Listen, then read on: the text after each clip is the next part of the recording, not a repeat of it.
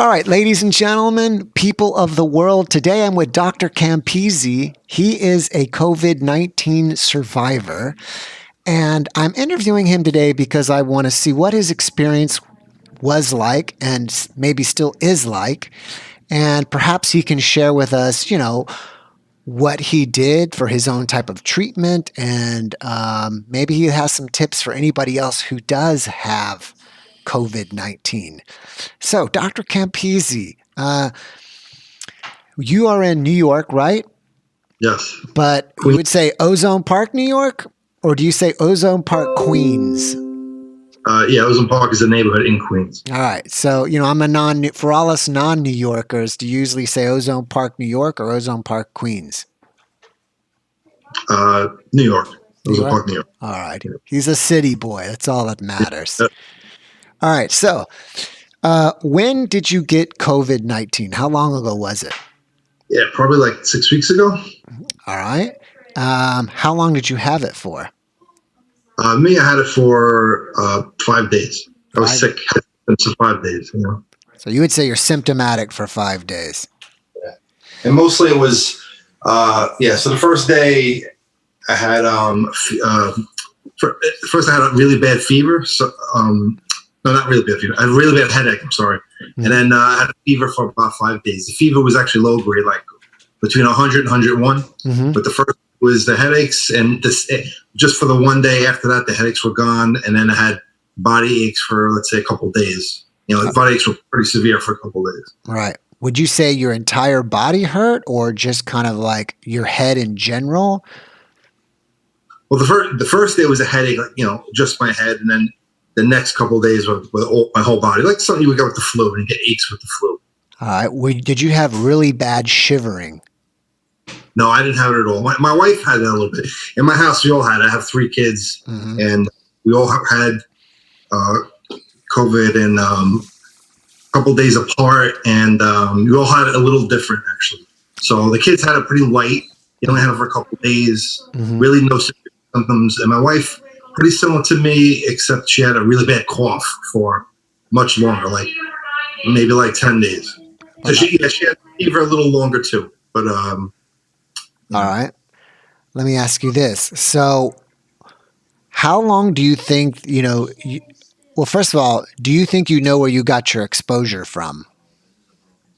I don't know for sure. I mean, probably from my work, but who knows though? You think you got it from a patient?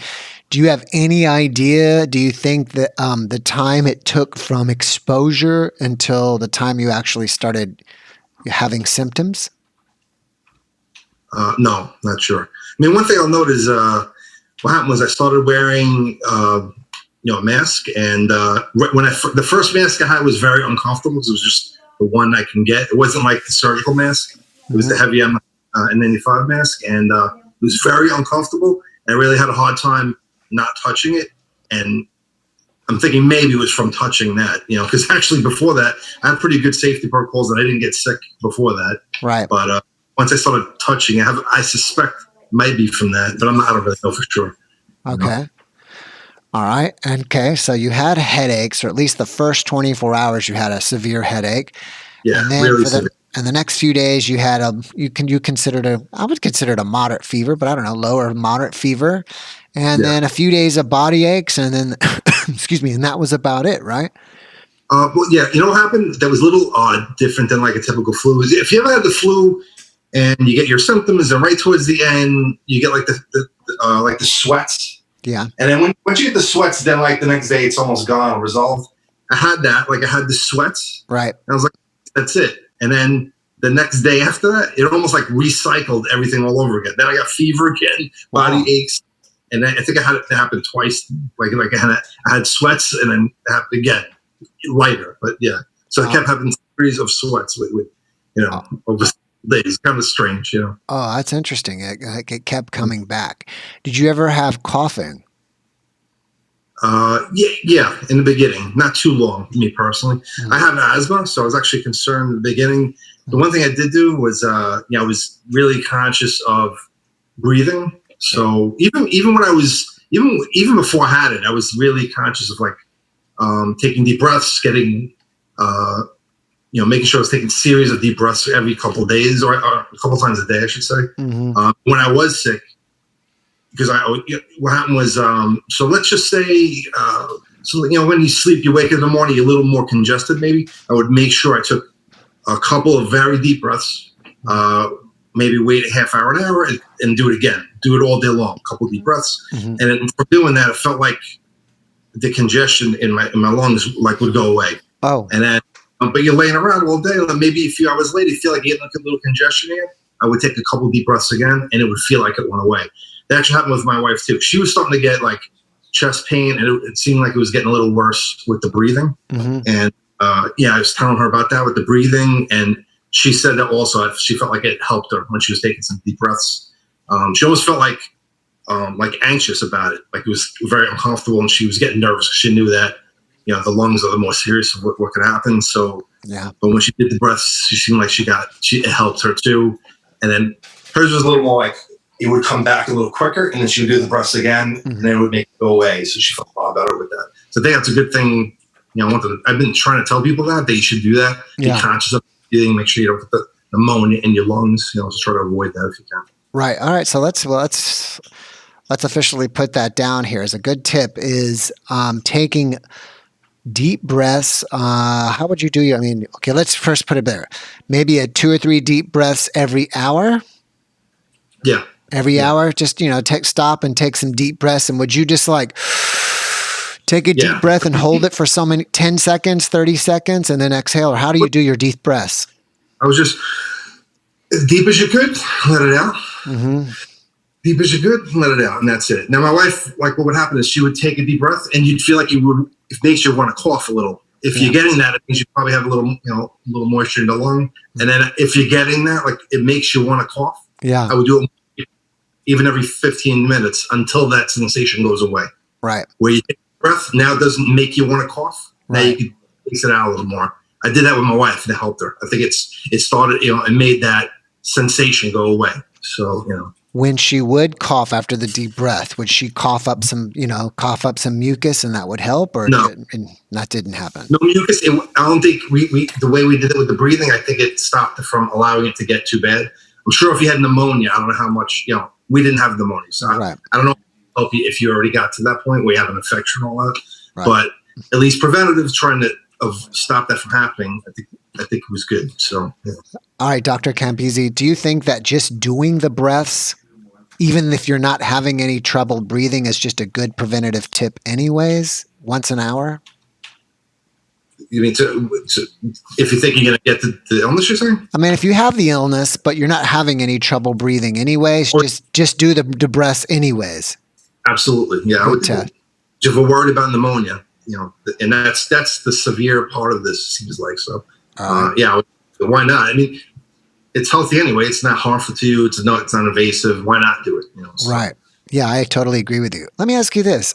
Did you find that you had any other symptoms that I see out here, like changing in skin or changing in skin color in your toes or anything like that, or any other, you said you didn't really have chills, so that's good then. Then you were, you're probably generally pretty healthy, and it appears, all we generally see in the news is the doom and gloom, but statistically, at least 99% of the people, I believe, are getting over this, or, 98 or whatever it is. So probably you're generally a healthy guy, and that helped out a lot, I would suspect. Yeah, I was trying to do extra things to try to be healthy. I know that, vitamins, the cells are up in vitamins. I was doing that. I was taking some vitamins. I was trying to get good rest. I was drinking green tea. Even when I was sick, I did a lot of green tea. Okay, that's good. That's one of the things I wanted to ask is, what was your diet like, or what were you taking as far as normal pharmaceutical drugs or just alternative stuff? What were you doing? I took nothing because I had heard, that they're saying the NSAIDs that are anti-inflammatory are bad for it. Right. That's what I don't know the facts about it, but Advil, Motrin, ibuprofen. So that's what I've heard, that's bad. So I didn't take that. But even Tylenol, that's not anti-inflammatory. It's just a painkiller. I didn't want to reduce the fever. I just wanted to, especially that it was a low fever, 100, 101. Yeah. I'd rather have the fever and let it kill off the illness. Yeah, I So agree. if it got to a higher level, I'd consider doing something different. But at the levels that my fever was, I wanted the fever. I wanted to try to kill it. So Right. I didn't try to reduce my fever at all. Um, Right. That's sounds like good advice to me. So you said you were taking green tea. Were you taking any other vitamins or eating a lot of chicken soup or anything else that you're eating that may have been helpful? I was eating pretty healthy before I get sick. Um, when I was sick, I had soups. I mean, I lost my appetite. I lost like 10 pounds in, I think it was 5 or 6 days. So Wow. I basically didn't eat. Like you had no appetite. You really didn't feel like Interesting. eating. Yeah. So, One of the other symptoms interesting that you said you had no appetite, but I thought that one of the early signs that you have it is you lose the ability to smell and or taste. Did you notice that? I didn't have that. No, No. Okay. I'm sorry. Did you say something? no. Oh, okay. I didn't have a loss of smell or taste. I could taste the food. Right. I just had a interest in eating. It was just, Just had no interest. yeah. All right. So green tea, and just eating normally, but you didn't really eat much because you weren't hungry. You lost your Yeah. appetite. It was Uh, soups. soups, drinking lots of water. Yeah, green tea, water. I was trying to, drink some hot liquids. I Right. heard that was good. I don't know, but I know the tea. Okay, great. What was your mental state like during this? I mean, were you concerned or worried that it was going to get worse, or you just had a very positive outlook, like I'm going to get through this and everything's going to be okay? I was pretty positive. For some reason, I don't know. I had it in my head that I assumed I was going to get it because I'm exposed to a lot of people. Yes. So I was just like, what? It's going around. I'm probably going to catch it anyway. I expected it and I wasn't nervous to get it or anything like that. Right. When I got it, I was just being super conscious of staying healthy and watching out for my lungs because I have the asthma. But other than that, I wasn't like afraid, oh my God, something bad's going to happen. I was just, I was pretty positive about it. Right. Now you got it first and then your family got it afterwards, correct? Right after, like the next day, then the next day, it was kind of like that. Were you already sequestering yourself before they got it, or by the time they got it, it was too late?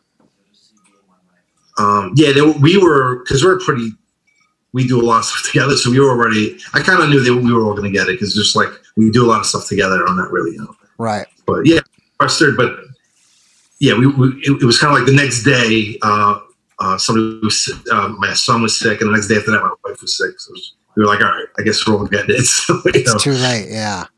Wow, that's interesting.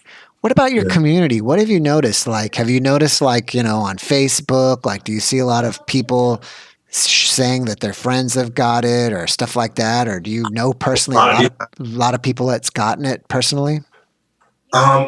Yeah, definitely not everyone, but definitely a lot of people have it. A lot of people passing away. Almost every day, something on Facebook, you see somebody passing away. Yeah. I don't. I guess.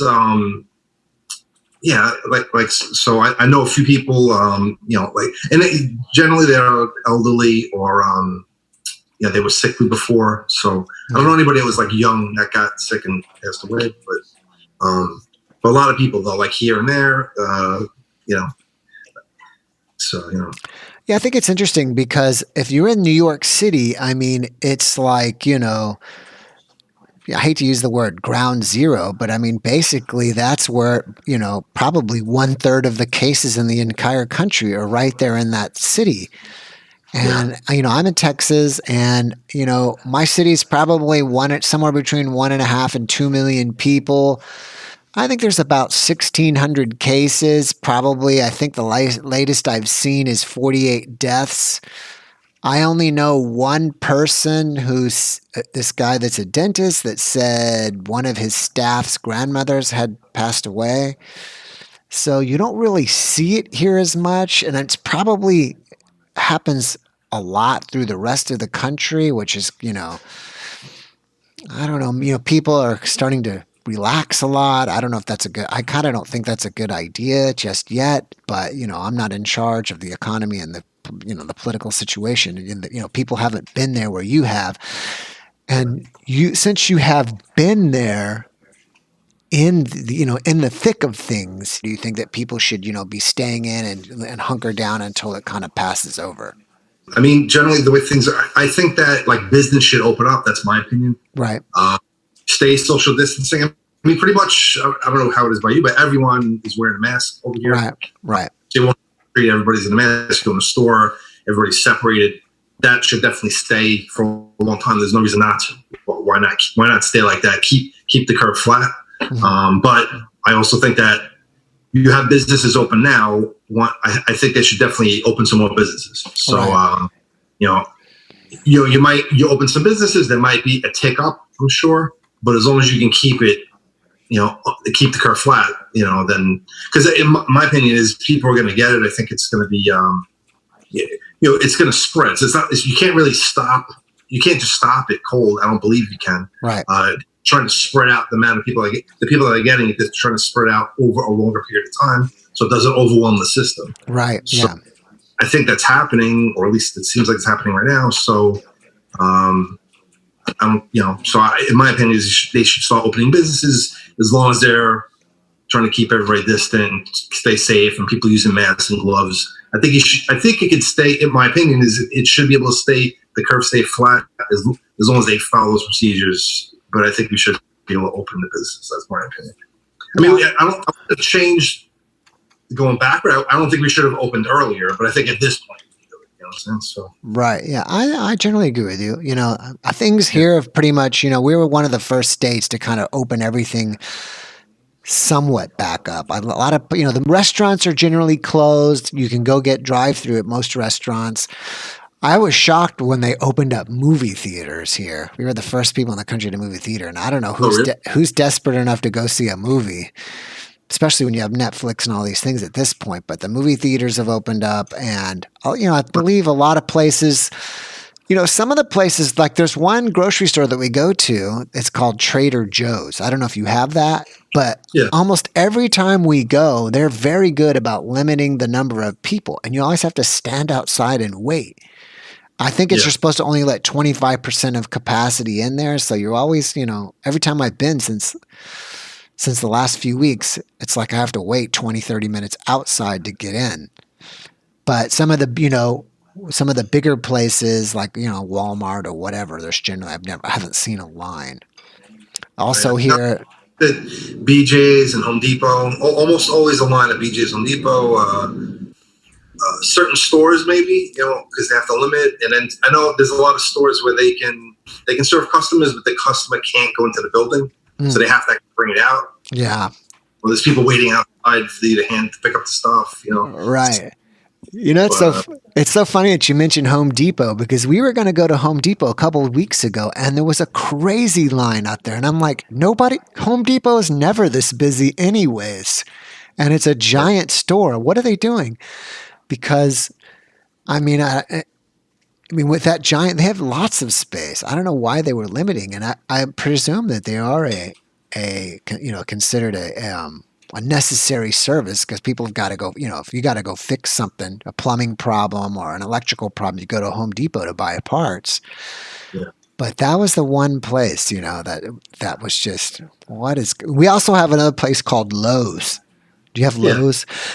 And it's basically the same thing, and Lowe's didn't have a line. But I don't know. Really? Yeah, I was surprised. But maybe, maybe Home Depot got popped and got fined for not doing something, or I don't know what their deal is. But so what about social situations? Are people gathering there for parties, or like outdoors, or what's going on? Like if someone has a birthday party? No parties that I know of. I mean, maybe a couple people will get together, but they'll be pretty far apart, I guess. Like that. One thing they've been doing a lot is if it's somebody's birthday, they'll do like this, almost like a parade of cars. I see that a lot. Oh, wow. So everybody gets ready, they line up, then they pass the person's house, and there's like 10 cars, and then beeping with balloons and stuff. So last week, we had like 4 of them. It's just, May, I guess, a lot of birthdays.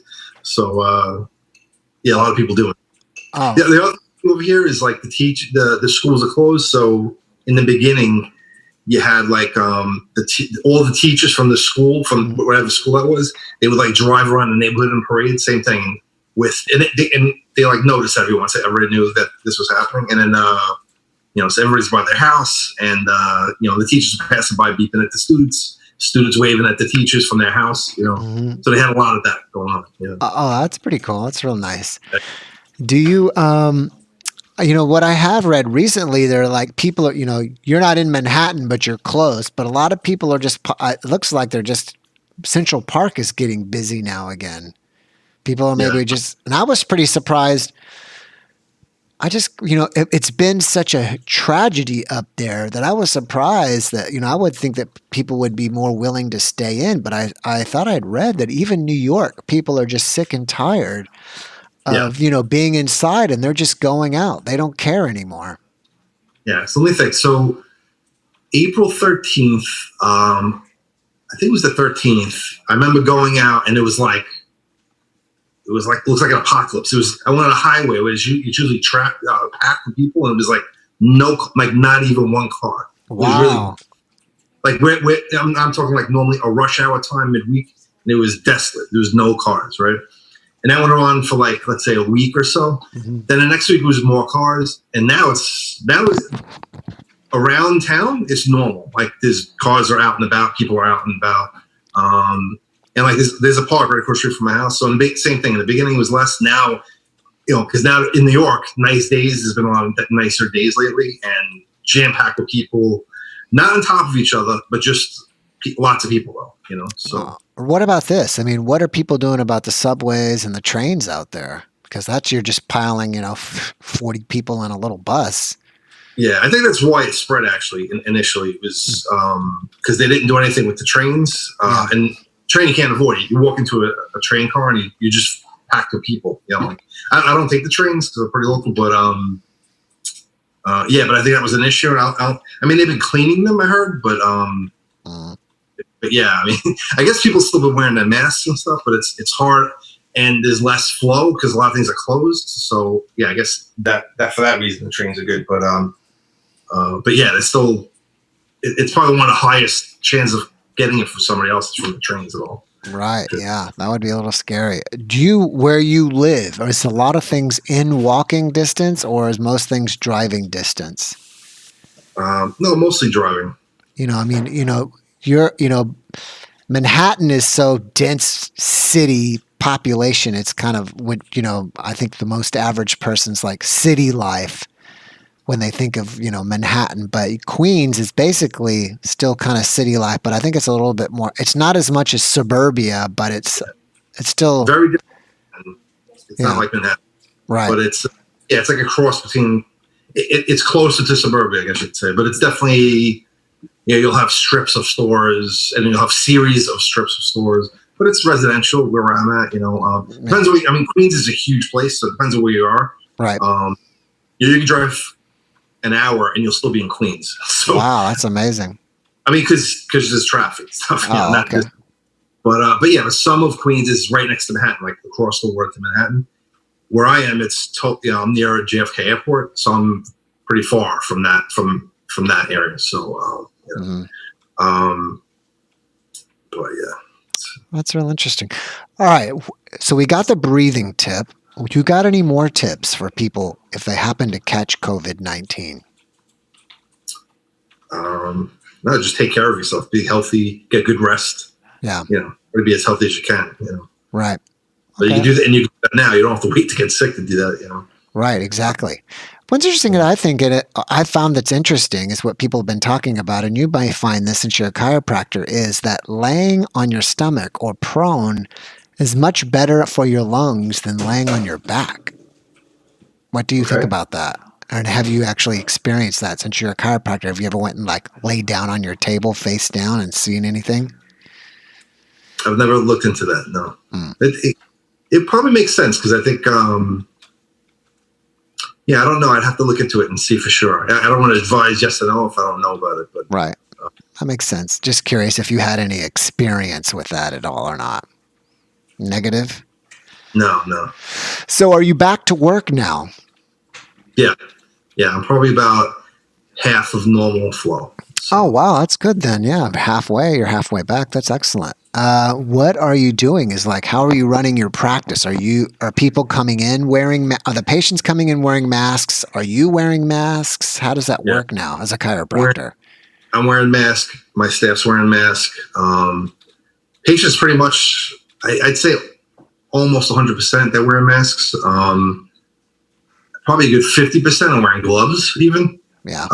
They're just wearing gloves throughout the day. So, Right. uh, so when they come into the room, they don't usually have a sign in. There's no sign in anymore. Right. They're to separate distance from staff, so that the staff is more separated now. Right. That's interesting. When we credit cards, we don't have them sign it anymore. They just we process it a little simpler, so there's less contact. Mm-hmm. When they walk in the room, when they work in the office, the first thing they have to do is sanitize their hands. We have sanitizer for them, so right away they sanitize their hands. Now, if they touch things, it's less contact. And after every treatment, we sanitize the table after every single person. Right. And we sanitize pretty well, into the spaces with a spray, and we wipe it too. So it's pretty sanitized. So yeah. Well, that's great. That's interesting that some of them don't wear a mask because I know here, anywhere you go in public, the law is that you have to have a mask on. Is that not the same in New York? Right now, yeah, I think you do have to. It's just, yeah, you're never gonna get 100% compliance, I guess. Yeah. Right. Yeah. And I guess you're not there to, you're not there to police anybody. You're just there to treat people and help them. Yeah, I don't know if they're walking in, taking it off. I'm not really sure. I mean, when they're in the room with me, because I basically go from room to room. I'm not watching them come in. So, but yeah, I mean, virtually 100% mask though. So. Excuse me. Yeah, that's very interesting. So that's interesting how you've changed your office procedures, to kind of handle this and wiping the table down between patients. And I think it sounds like you're doing a great job. And we have anyway, so you can so it's, even the waiting room is not as packed, mm-hmm. It's a lot less. The way my flow is pretty quick anyway, but it's even faster now because there's never really more than 2 people in the waiting room at the time, because it's just, the rooms get filled, there's people waiting, and it kind of flows fast. If there's anybody that's high risk, yes, I had one patient high risk, and we just have them come when there's nobody, when there's no other appointments, almost like after hours. Right. So they have to contact other people. That's what we do with that. How do you define him as a high risk? I mean, he's a high risk because he's elderly, and that's what you mean is you don't want him to be there. You give him space. He's pretty elderly, diabetic or something. Yeah, high risk, we basically, there's no maintenance care for high risk. Right. They have to be pretty hurt to come in, Right. We have basically one person right now that's high risk like that, and they're hurting, and they're elderly with some conditions. Not, I wouldn't say very high risk, but they're, let's see, he's probably late 60s with some other health conditions. Right. So, I mean, it's not 80s, but we still just to make sure.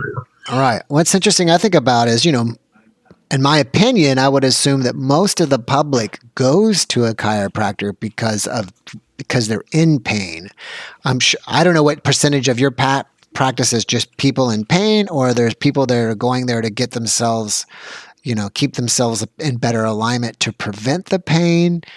But what it made me think of is, could a person confuse body aches, and since you've experienced it, body aches from COVID as back pain that needs chiropractic care? Could they confuse it, you think? Yes. No, I mean, when I had it, it wasn't, it was very different. Okay. And I had the illness first. So I was kind of first.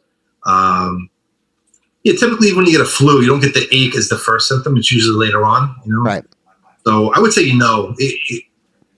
I guess it's possible to not, but I would say pretty much you're going to know you're sick at that point. I'm going to say one thing about my kids. The kids, we suspected they weren't feeling good. The strange thing about the 100 to 101 fever is you could definitely have that and not know it.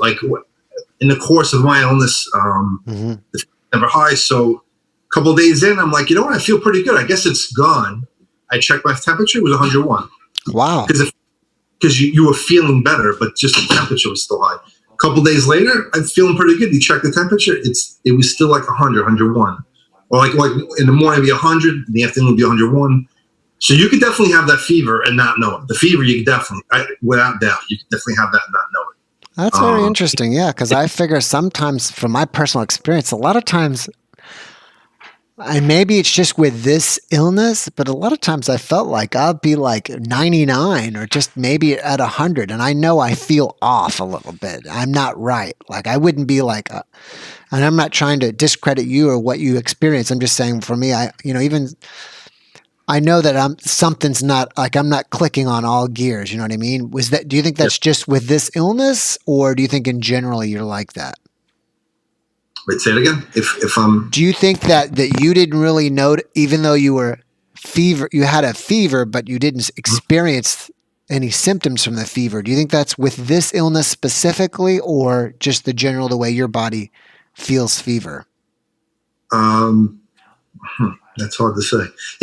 Whenever I've had illness in the past, it was either a higher fever or the fever was gone. Like I never had a low grade fever for that long, because basically it was a low grade fever for like 4 or 5 days. You know, so if you definitely feel like it's resolved, and it's not the common way you get sick, like the way I've had it in the past. I was surprised. I remember being a few times surprised that I still had a fever. I didn't think I had it, especially when because you had stronger symptoms and then they got better. So you almost feel like if you get that sensation of compared to where it was now, it feels less. Right. So it's hard. If you were healthy and you went to 101, you'd feel a difference.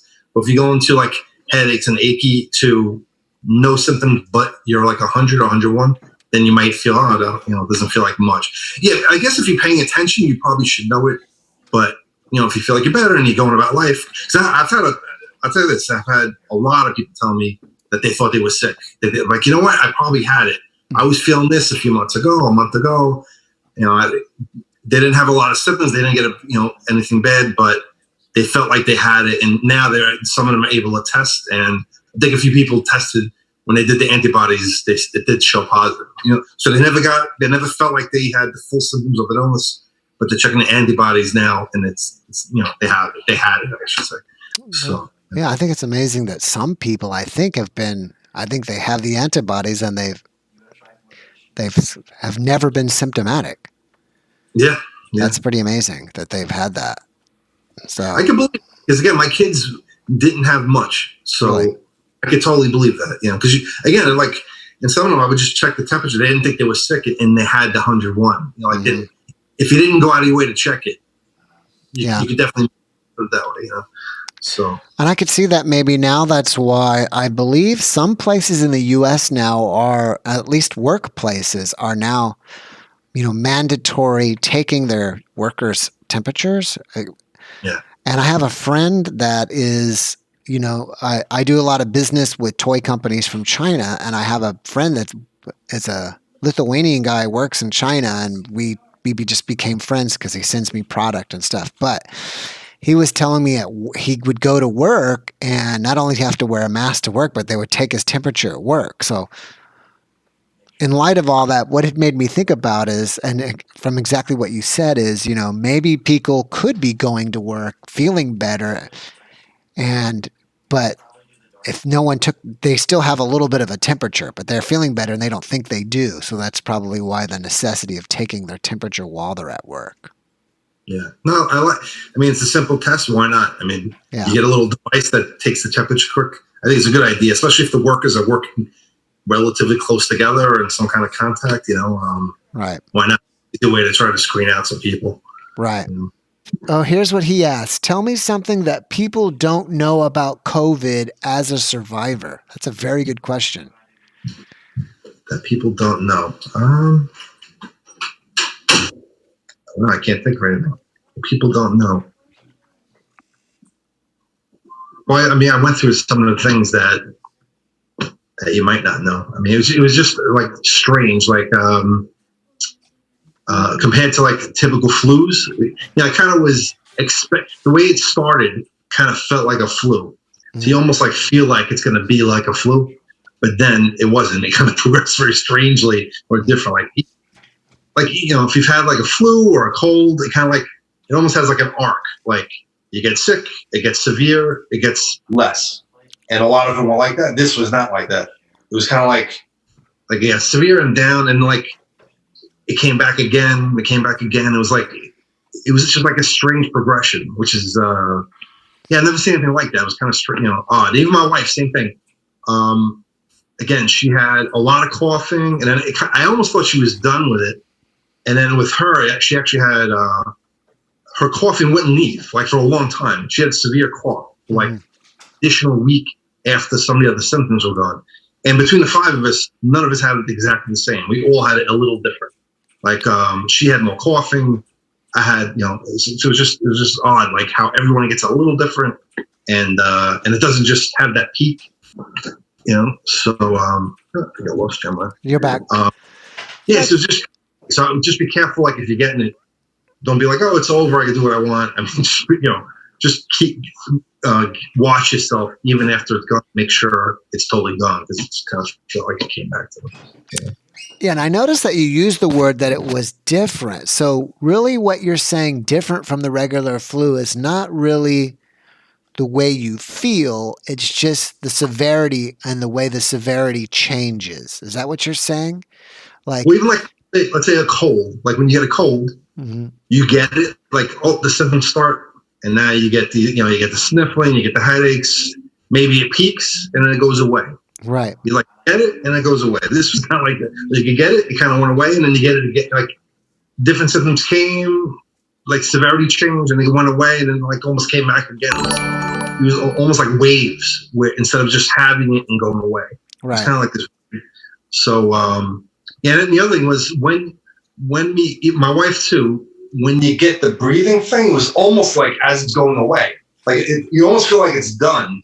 And then you get more of these other strange symptoms, like either the coughing or the breathing, kind of hit later instead of like at the beginning, which is like usually most illnesses, you get hit real hard at first, and then it goes away. This is, you get hit, it feels like it's gone, then you get hit, like it's almost like a sucker punch, like the second hit of it, and it's like it's unexpected, like it doesn't feel like it should hit you at that point. Right.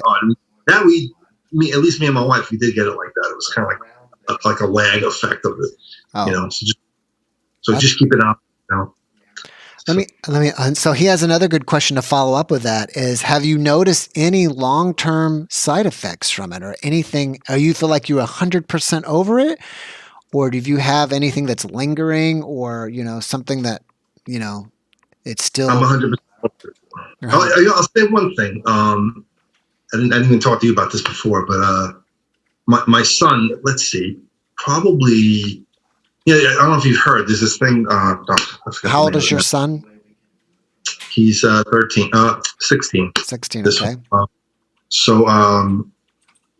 Kawasaki. So there's this. Did you hear anything about that? That there's almost this this illness that these children are getting, that they might have had COVID, and you heard about it? I think, is that the new thing that's out now? Like some kids are getting a severe problem.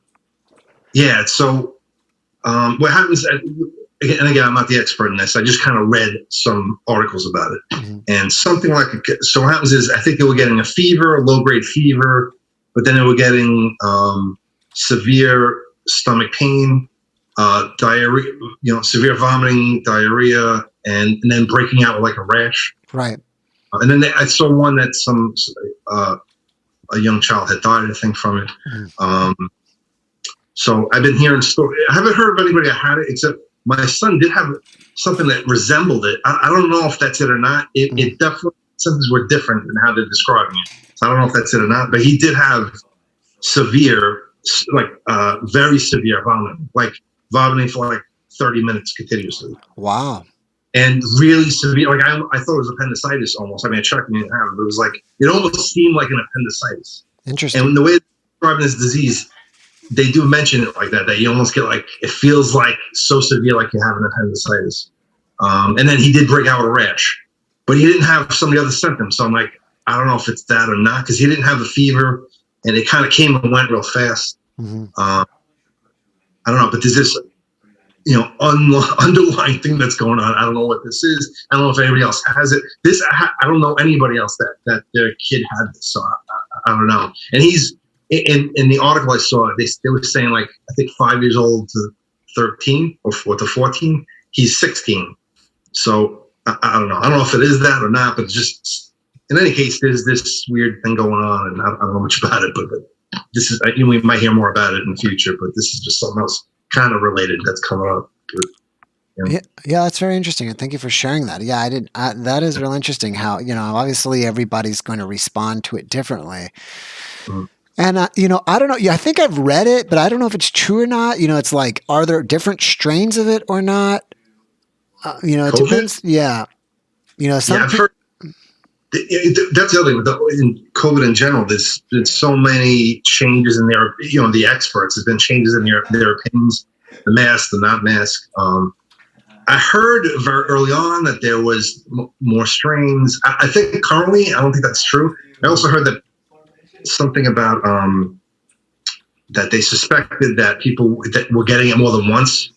And then I saw 2 articles recently that said that wasn't true, that they found out later on that it was a false positive or something like that. So, and it's not in our country, it was some other country that did it. So I think that it's just, I think it's just one strain right now. I mean, again, I'm no expert, but I mean, I'm sure it can mutate just like anything else. But I think the mutation would be not like this month. It would probably be 6 months, a year out, if that's going to happen. Right. But because I've heard a few people having it. I haven't heard anybody having it twice. So, right. All right. Let me check the questions here. He asked, what would you say to someone who thinks they've already had the virus back in January? Which is interesting. I guess it was starting, I don't know the timeline of when it was breaking out in New York. I think from what I have read is that a lot of New York got affected from people traveling from Europe go to New York. Mm. Well, I'll say this, like I was tested positive. I actually had the test that was tested positive. So I know that 100%. That. I'm pretty confident that I'm essentially immune. So I can't catch it by, if I was to touch it, I don't believe I can catch at least a strain of it. That being said, that doesn't mean, I could still get other people sick. Right. You catch it and then breathe on somebody and get them sick. I don't think that can happen. But I can touch an infected surface and transport it. So you still have to be careful. You should still wash your hands because even my hands, even if I was immune, my hands can still spread it around. So I should still wash my hands to protect the safety of other people. So that just made you should still do exactly the same thing. Protect, act as if you had it. Act as if you have it. Make sure you're safe. Just do what you can because even other people's, like I don't believe I can catch it from breath anymore, like I said, but I still walk into a store. I still wear the mask. People get concerned. They get nervous. Just wear it. It's really not that difficult. Do we have to do and wash? And even if you've had it, again, the hands. Make sure your hands, because the hands is what's going to spread. Right. It's interesting. I was thinking is that you've already had it, so I guess you naturally have the antibodies to it. So if you get exposed again, you won't become symptomatic before your body will just naturally start taking care of it. Is what I'm just kind of going with my thoughts here. Your body, even if you get exposed, your bodies will naturally kick in and fight it off. So you could. I'm trying to think about how you could reinfect somebody else by breathing, sneezing, or coughing on them, or is that not even possible? It'd only be by touch. I don't believe by breathing. I mean, I'm not a virologist. I don't think I can. I don't think I can by breathing. Right. I think by touch you can because anybody imagine you stick your hand in peanut butter, right? So now you have peanut butter in your hands. You touch the walls. Now the walls have peanut butter. You touch a person. Now they have peanut butter. It's the same thing. Right. You touch something infected. Your hands have it. Doesn't mean I can get sick, but I can spread it badly. Now what happens is. The other thing is, so let's say you're afraid to get it, you'll be cautious. Mm-hmm. If I've had it and I'm not afraid of it, I'm not going to be cautious and I'm going to spread it to a lot of people. So you definitely do not want to do that. Right. You'll definitely even if you've had it, you still got to be cautious. You got to be careful, not spread it around. Right. And I was just curious thinking like, okay, Since you've already had it, do you think that you need to wear a mask anymore for your own protection, not for protecting other people? I don't think I need it. No, You don't think you need it? but I do. You know, Yeah. I follow rules like everybody else, but I don't think I gain benefit from it. No. Well, I'll say one thing. I forgot to mention this before. There is one other thing, a tip. So hands, right? So your skin. Put it this way: if you if I touch coronavirus, somebody has I have it on my hands, right? The only way you get it is by is touching your mouth, your face, because that's how you affect it into your body. So your hands, it can't just go through your skin. Your skin is a barrier. Right. So if you're out and about and you have your hands are healthy and all, you're touching. If you wash your hands and it's keeping your hands clean, it'll be a barrier. Except if you have a cut on your hand. I've been telling people this too. If you have cuts on your hands, as soon as you touch it, you'll get infected. Right. So be careful. If you have cuts on your hands, you should be wearing gloves to protect yourself. Right. So this, something I haven't heard that at all actually. So my opinion is this: if you don't have cuts on your hands, unless your hands like chap, I think it's actually better to have to just wash your hands. Yeah, I think you're more likely to wash your hands if you don't have gloves on.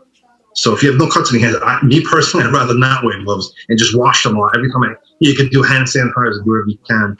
I think gloves are more likely to transfer. But if you do have cuts on your hands, or you're hard, you work with your hands, you have like cracks, then you should wear gloves. So you got, that's a thing to keep in mind. Yeah, I completely agree with you. I mean, I don't. When I go out, I just wear a mask and I don't wear gloves unless I had a cut.